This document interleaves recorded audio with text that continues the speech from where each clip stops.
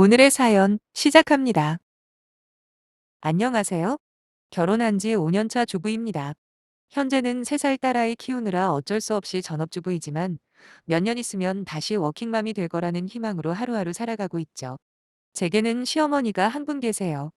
시아버지는 안 계시냐고요? 네, 안 계십니다. 사실 시어머니도 거의 없는 거나 마찬가지고요. 이게 좀 복잡한데 있다고 하기도 애매하고 그렇다고 또 없다고 하기에도 곤란한 상황이에요. 사실 시어머니와 함께 사는 분이 있긴 하지만 저나 남편은 그분을 가족이라고 생각하지 않거든요. 물론 처음부터 그러지는 않았어요. 살다 살다 그렇게 몰상식한 사람은 제 인생 처음입니다. 지금부터 그 속사정을 말씀드려 볼게요. 남편의 부모님은 약 15년 전에 이혼을 하셨고 지금은 각자 가정을 이루고 사십니다. 자세한 말은 해주지 않지만 남편은 친아버지와 인연을 완전히 끊고 살고 있어요. 저희가 결혼할 때도 남편의 친아버지는 모습을 보이지 않으셨고요. 하다못해 그 흔한 축의금조차도 안 주셨네요. 아무튼 어머니만 모시고 살다가 10년 전쯤 전에 지금의 새아버지와 가족이 되었다고 합니다. 결혼 전에 몇 번 시가 식구들과 함께 하긴 했지만 그때까지만 해도 시아버지는 별다르게 이상한 모습을 보이진 않아서 그냥 여느 시아버지들과 같겠구나 했어요. 새아버지라고는 했지만 제가 남편과 결혼을 전제로 사귀기 시작하면서 만난 게 이분이니 딱히 선입견 같은 걸 가지지 않으려 노력했습니다. 그러다 저희가 결혼할 때 남편의 새아버지께서 그러시더군요. 저희 결혼할 때 보태줄 돈이 없으니 저희끼리 알아서 결혼하라고요. 대신 저희 결혼에 일체 간섭하지 않겠다고 하시면서 하고 싶은 대로 준비 잘해서 살라고 하시더라고요. 그렇게 저와 남편은 예단임을 전부 생략하고 정말 필요한 것만 준비해서 신혼살림을 시작했습니다. 그런데 결혼하고 처음 시가에 갔던 날이었죠. 시아버지는 저한테 이제 한 식구가 되었으니 며느리로서 도리를 다하라고 하시는 겁니다. 대체 이게 무슨 말인가 했어요. 며느리로서의 도리라 대체 제가 무엇을 해야 하는 걸까요? 물론 시부모님도 부모이니 공경하고 깍듯이 대하는 게 당연하죠. 저희 결혼하는데 돈 한 푼 보태주지 않으셨다고 해서 시부모님을 무시하거나 함부로 대할 생각은 절대 아니었습니다. 하지만 결혼 전에는 저희 보고 알아서 잘 살라고 하시더니 이제 와서 며느리돌이 운운하시는 모습이 솔직히 좀 어이가 없긴 했어요. 그러자 남편이 나서서는 제가 원래 어른들 공경하고 모든 면에서 똑소리 나는 사람이라며 그런 쓸데없는 걱정은 말라고 대답을 하더라고요. 나중에 물어보니 아버님이 한번 잔소리가 시작되면 끝이 없는 타입이라 혹시라도 말이 길어질까 싶어 미리 잘라내려고 그랬답니다. 아무튼 살짝 어색해진 분위기 속에서 어머님이 상을 차리시는 거예요. 당연히 옆에서 같이 거들었죠. 남편 같은 경우에는 평소에도 저보다 집안일을 더 많이 하거든요. 그러다 보니 자연스럽게 제 옆으로 와서 함께 상 차리는 걸 돕고 있었죠. 그러자 아버님이 남편한테 소리를 치는 게 아니겠습니까? 지금 뭐 하는 짓이냐고 어디 남자가 주방에 들어가냐며 언성을 높이시는데 또 한 번 황당한 기분이 들더군요. 남편이 난감해하며 집안일은 함께 하기로 했다고 그건 양가 부모님 댁에서도 마찬가지라고 대답을 했더니 그건 저희 둘이 있을 때나 하라면서 야단을 치시네요. 거기다 더 가관인 건 시어머니의 반응이었어요. 저를 바라보며 집에서 우리 아들 집안일 시키고 그러지 말라면서 남자가 할 일 여자가 할 일 따로 있다는 겁니다. 결혼하고 처음 방문하는 데다 뭐라고 대꾸를 해야 하나 머릿속이 복잡해져서 아무 말도 못하고 그냥 서 있었어요. 그때 또 남편이 나서더라고요. 이제 결혼도 했고 어엿한 가장이니 이런 문제는 저희가 알아서 하겠다고 하면서 끝까지 상 차리는 걸 도와주는데 참 여러 가지 생각이 들었네요. 예상치도 못한 시부모님의 비상식적인 사고방식 때문에 제 앞날이 걱정되기도 했고 그나마 남편은 정상이라 다행이라는 안도감도 동시에 느꼈습니다. 아무튼 집에 돌아와서 남편에게 어머님이랑 아버님이 원래 저런 분이시냐 물어봤죠. 그러자 남편이 하는 말이 자기가 어릴 때부터 집안일은 여자만 하는 분위기였답니다. 하지만 자기는 오히려 그런 모습들을 보면서 커왔기 때문에 뭐가 옳고 그른지 확실하게 알고 있다며 아무 걱정 말라고 하더라고요. 사실 결혼한 여자들이라면 누구나 공감하겠지만 시가 식구들이나 시부모님과 마음 맞고 잘 지내는 경우가 흔한 건 아니잖아요. 그렇다고 모두 이혼을 결심하는 건 아니죠. 가장 중요한 건 바로 남편 아니겠습니까? 남편만 확실하게 중심 잡고 나를 아껴준다면 비록 시가와 갈등이 있더라도 충분히 살아갈 수 있다고 생각해요. 저희 남편이 그래요. 아무리 시부모님이 이상한 논리로 저를 몰아붙이거나 잔소리를 해도 자기 나름대로 방어해 주려 노력을 하거든요. 심지어 저희 시부모님은 아이 문제에 대해서도 초반에 저를 많이 압박하셨는데 그때도 남편은 확실하게 선을 그어줬죠. 말씀드렸다시피 저희는 맞벌이예요. 아이 계획은 결혼하고 3년 정도 있다가 가지려고 했고요. 첫 시작이 그리 여유가 있지 않은 편이다 보니 3년간 열심히 모아 조금 더 나은 환경에서 아이를 가지고 싶었거든요. 물론 양가 부모님께 대략적인 저희 생각을 말씀드리긴 했고요. 그런데 결혼 6개월이 지나던 무렵부터 시부모님이 저희에게 아이는 언제 가질 거냐고 재촉을 하시는 겁니다. 그래서 남편이랑 제가 말씀드렸죠. 이미 알고 계시지 않냐고, 최소 3년은 경제적으로 안정을 찾는 데에만 집중할 거라고 말이에요. 그러자 시아버지께서 하시는 말이 한 살이라도 어릴 때 아이를 가지라는 겁니다. 그리고 하나만 낳을 생각하지 말고 낳을 수 있는 만큼 많이 낳아서 나라에 이바지하라고 하시더라고요. 아니 지금 시대가 어느 땐데 저런 구닥다리 같은 말을 하시는가 싶었네요. 물론 우리나라가 10년 동안 출산율이 꼴찌라서 점점 더 위기의식이 높아진다는 것 정도는 알고 있습니다. 그 이유 때문은 아니지만 이미 남편과 저는 둘까지는 낳기로 이야기가 끝났거든요. 이미 결혼을 한 이상 저희도 성인이고 계획이 다 있는데 수시로 사람을 들들 볶아대니 스트레스가 엄청 쌓이더라고요. 아무리 저희 생각을 차근차근 설명을 해도 시아버지나 시어머니 두 분 다 도통 다른 사람의 말은 귀담아 듣지 않고 자기들 생각이 무조건 옳다고 믿는 분들이라 정말 답답하기만 했어요.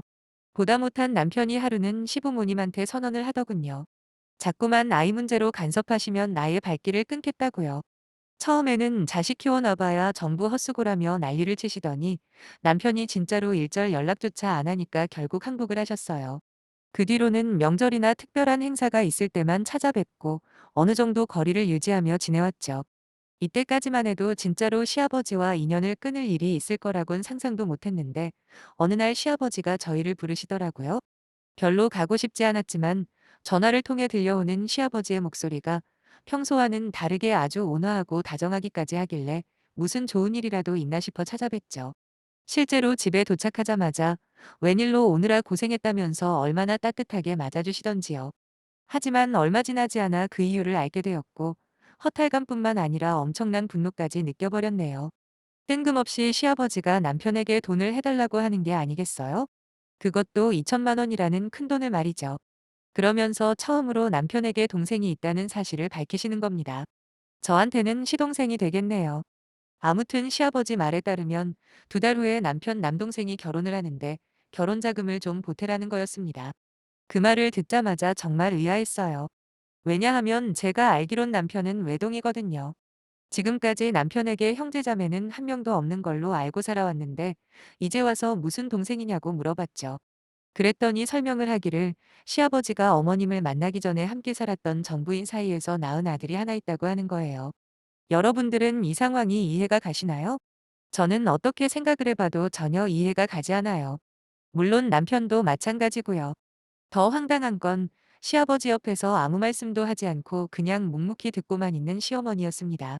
가장 먼저 이런 어처구니 없는 요구에 화를 내셔야 할 분이 마치 당연한 걸 부탁고 있다는 양 가만히 계시기만 하는데 시아버지는 계속해서 저희가 돈을 해줘야 하는 이유에 대해서 설명을 하려 하시더군요. 남편이 먼저 입을 열었습니다. 일단 자기한테 동생이 있다는 사실도 지금 알았고 그보다도 평생 얼굴 한번 본 적 없는데 동생이라고 불러도 되는지조차 잘 모르겠다고요. 그리고 다른 걸 떠나서 저희한테 그럴 돈이 어디 있냐. 결혼할 때 있는 돈 없는 돈 전부 끌어다 쓴 거 모르시냐고. 그거 메꾸느라 아이도 나중에 가지기로 한 거라고 했습니다. 거기다 설령 돈이 있다고 해도 그 돈을 줘야 할 이유가 납득이 안 되다고도 말을 했는데 시아버지는 마치 남편을 때릴 듯이 손을 올리며 아주 강압적인 말투로 남편을 압박했습니다. 그러자 순간 남편이 움찔하더니 그 후로는 주눅이 든 것처럼 보였어요. 아마도 어릴 때부터 많이 맞고 자랐다더니 그 때문인 듯 싶었죠. 도저히 안 되겠더라고요. 그냥 듣고만 있기에는 너무 열받았거든요. 그래서 제가 그랬어요. 아니 아버님, 이 사람이랑 아버님 아들이랑 형제라고 하기도 어려운데 왜 우리가 결혼 비용을 보태줘야 해요? 거기다 2천만 원이면 친형제가 내도 굉장히 큰 돈이에요. 그런데 피 한 방울도 안 섞인 아버님 아들은 우리한테 그냥 남이잖아요. 저희는 돈도 없고 또 있다고 해도 해주고 싶지도 않으니 아버님이 알아서 하세요. 라고요. 그랬더니 시아버지는 지금 남자들끼리 이야기하는데 어디서 여자가 끼어드냐고 하대요. 저도 지지 않고 곧바로 받아쳤습니다. 아버님이 해달라는 그 돈이 누구 통장에서 나오겠냐고요. 남편도 나한테서 용돈 타쓰는 처지이고 우리 집안 경제권은 나한테 있으니 여기서 남자 여자 찾지 말라 했어요. 그리고 다시 한번 말하지만 축의금 정도는 해줄 수 있어도 그렇게 큰 돈을 생판 모르는 남한테 줄 생각 절대 없다고 말했죠. 제가 그렇게 드세게 나가니까 다시 남편도 용기를 얻었는지 자기도 저랑 생각이 같다고 합세를 하더라고요. 그런데 그때 마침내 시어머니도 입을 여시는 겁니다. 하지만 제 남편인 아들 입장에서가 아닌 시아버지, 즉 자기 남편 쪽에서 말씀을 하시네요. 그동안 시아버지가 그쪽 아들한테 해준 게 하나도 없는 모양이라면서 이번 기회에 뭐라도 해주고 싶다고 그랬답니다. 그러면서 우리들은 아직 아이도 없지 않냐. 둘이서 벌면 그깟 2천만 원이야 쉽게 모으지 않냐고 하시는데 진짜 남편을 낳아준 분만 아니었으면 바로 쌍욕 나갔을 겁니다. 남편 역시 그 소리에 크나큰 충격을 받은 듯 보였고요. 제 귀로 직접 듣고도 믿을 수 없을 만큼 어이없는 말에 더 분노한 저는 지금 무슨 말씀을 하시는지 알고 계시냐고 소리를 높였죠. 그리고 남편을 가리키며 어머님은 지금 이 상황이 정말 아무렇지도 않으신 거예요? 아버님이 먼저예요? 아니면 배 아파 낳은 자식이 먼저예요? 저희 결혼할 당시에 돈 없다고 하시면서 한 푼도 안 보태주신다는 말을 들었어도 저 한 번도 원망 안 했습니다. 오히려 자식한테 아무것도 못 해주는 어머님 아버님 마음이야 오죽할까 싶어 내세가 나고 저희 힘으로 시작했는데 이제 와서 누군지도 모르는 사람 결혼하는데 저희 보고 돈을 내라니요. 이건 진짜 아니잖아요 어머님. 하고 말하고는 그 자리에서 벌떡 일어나 남편 끌고 나와서 집으로 와버렸습니다. 돌아오는 차 안에서 남편은 바닥만 바라보며 한숨만 쉬더군요. 남편의 얼굴색이 너무 하얘서 제가 운전을 할 수밖에 없었네요. 그리고 며칠 동안 생각을 해봤습니다. 그동안에도 시아버지한테서 전화가 바리바리 왔지만 전부 안 받았더니 이제는 문자까지 보내서는 저희 욕을 하시더라고요. 남편한테도 마찬가지였겠죠. 남편은 자기도 심란하고 속이 아닐 텐데 저만 보면 미안하다고 자기 부모님 때문에 저만 못 볼 꼴 보는 것 같다며 혼자 풀이 죽어서 지내는데 얼마나 보기에 안쓰럽던지요. 저는 괜찮다고 해줬습니다. 솔직히 당신이 새아버지를 고르고 싶어서 고른 것도 아니지 않냐. 오히려 그런 사람과 어린 시절을 보냈어도 지금처럼 잘 자라준 당신이 존경스럽다고요. 남편의 마음은 그런 식으로 제가 치유해 줄 수 있었지만 문제는 앞으로 시부모님과의 관계를 어떻게 설정하느냐였는데 저도 남편도 정말 고민이 많이 되더라고요. 그냥 매정하게 인연을 끊는 게 맞는 것처럼 보였지만 시아버지야 몰라도 시어머니는 그래도 남편을 낳아준 엄마잖아요. 눈치를 보아하니 남편 역시 해답을 못 찾는 듯 보였고요. 하지만 며칠 후 제가 다니는 회사까지 찾아온 시어머니를 만난 뒤 명쾌하게 결심을 굳힐 수 있었네요. 알고 보니 시아버지가 원했던 아들 결혼 자금 명목에 2천만 원 있잖아요. 거기에 따로 이유가 있었더라고요. 지금까지 남편 모르게 시아버지는 그쪽 아들과 꾸준히 연락을 해왔답니다. 그러면서 조금 돈을 빌린 게 1,500만 원 가까이 되었고 이번에 결혼을 하면서 이제는 돈을 갚으라고 요구를 한 거죠. 그런데 돈이 있어야 갚죠. 그렇게 시간을 질질 끌다가 결국 고소까지 당하기 직전이라는 거예요.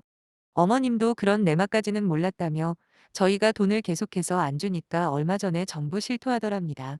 그 이야기를 듣는데 제 기분이 어땠겠어요? 시아버지고 나발이고 당장이라도 쳐들어가 멱살잡이라도 하고 싶었네요. 자기 인생은 그따위로 살아와 놓고 그래도 어른이라고 아들이나 며느리 잡을 생각만 하고 있었다는 게 너무 괘씸했거든요. 이제 어떻게 할 거냐 시어머니에게 물어봤습니다. 당연히 이혼을 하겠다고 할 줄 알았던 시어머니는 그 와중에서도 확답을 못 하시더군요. 아무리 남편의 어머니이지만 한심 그 자체더라고요. 다른 건 몰라도 남편한테 꼭 사과는 하시라고 말씀드리고 씁쓸한 심정으로 집에 돌아왔네요. 이미 시어머니랑 통화를 했는지 다시 우울한 표정의 남편이 들어왔고 다짜고짜 남편이 저한테 그러는 겁니다. 앞으로 자기는 부모 없는 고아라고 생각하며 살 거라고요. 그러니 저도 시가 따위는 없다고 생각하라는데 당연한 결정이라고 여겨지면서도 또 한편으로는 속상하더군요. 남편이 얼마나 상처받았을까 생각하면 무조건 인연을 끊는 게 맞겠고 남자 하나 때문에 자기 속으로 낳은 자식한테 몹쓸 짓을 해버린 시어머니를 떠올리니 그저 한심할 따름이었네요. 그 후로 저희는 진짜 시부모님과 일절 연락 없이 살고 있긴 합니다. 그러나 평생 그럴 거라고는 생각 안 해요. 시아버지는 몰라도 시어머니와는 언젠가 다시 연락을 하게 되지 않겠어요? 그렇게 되면 이번처럼 남편에게 맡기지 않고 제가 직접 나서려고요.